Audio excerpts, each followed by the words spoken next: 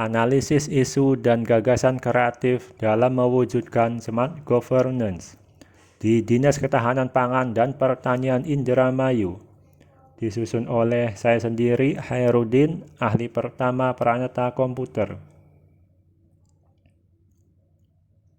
Profil, nama saya Hairudin, jabatan ahli pertama Pranata Komputer, peserta pelatihan dasar CPNS Kabupaten Indramayu tahun 2022. Kemudian berdinas di Dinas Ketahanan Pangan dan Pertanian Kabupaten Indramayu. Kerangka pemaparan, yang pertama identifikasi isu, kemudian deskripsi dan analisis dampak isu, yang ketiga pemilihan isu utama, yang keempat analisis isu utama, kemudian yang terakhir adalah gagasan kreatif. Identifikasi isu yang pertama yaitu dalam penyediaan laporan masih menggunakan cara lama, yaitu dokumen dicetak, kemudian tidak paperless. Kemudian isu yang kedua, belum optimalnya website atau media sosial sebagai ruang interaksi dan berbagi dengan masyarakat. Isu yang ketiga, belum optimalnya digitalisasi dan integrasi pengarsipan.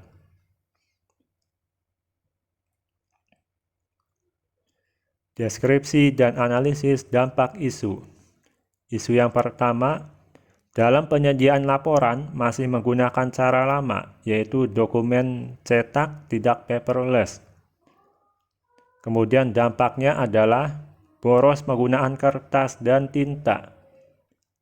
Kemudian menghambat proses pelaporan data, susah untuk mencari bukti pelaporan.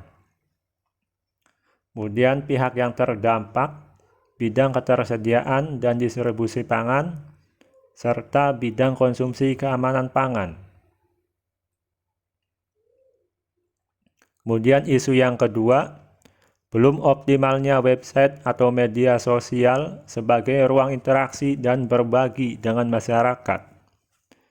Dampaknya adalah kurang optimalnya pelayanan dan informasi kepada masyarakat.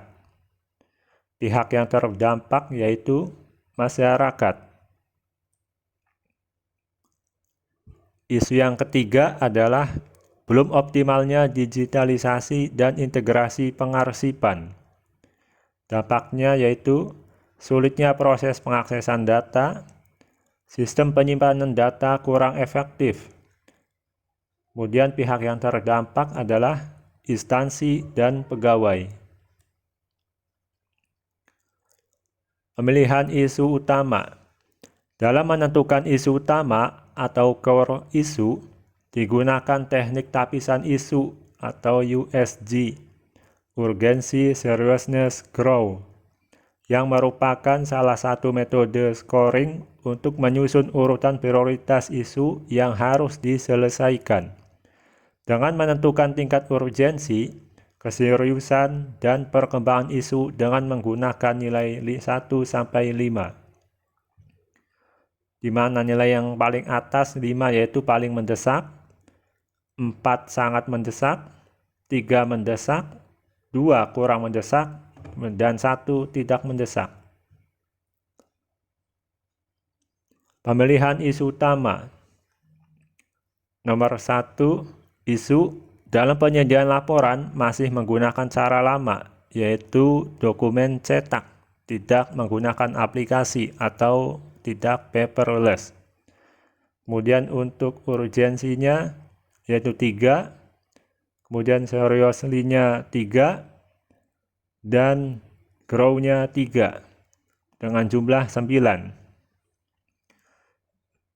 Dan selanjutnya, sehingga isu yang diprioritaskan adalah belum optimalnya digitalisasi dan integrasi pengarsipan dengan jumlah nilai 12 dan prioritasnya adalah 1.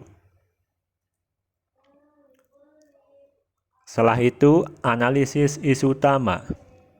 Teknik analisis isu dilakukan dengan fishbone diagram untuk memahami persoalan dengan memetakan isu berdasarkan cabang-cabang terkait.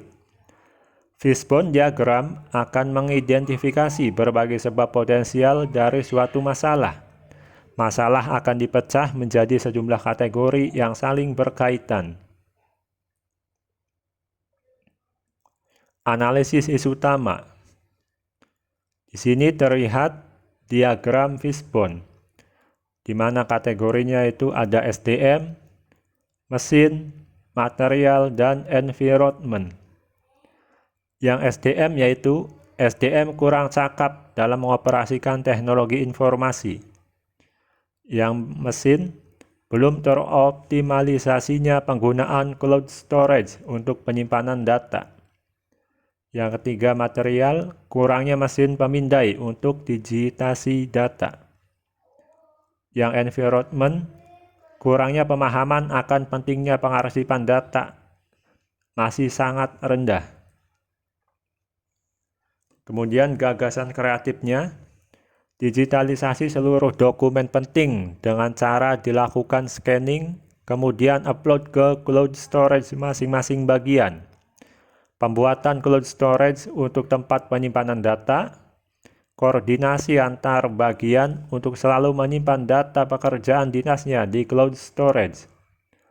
Setelah itu, mapping hak akses cloud storage berdasarkan bagiannya.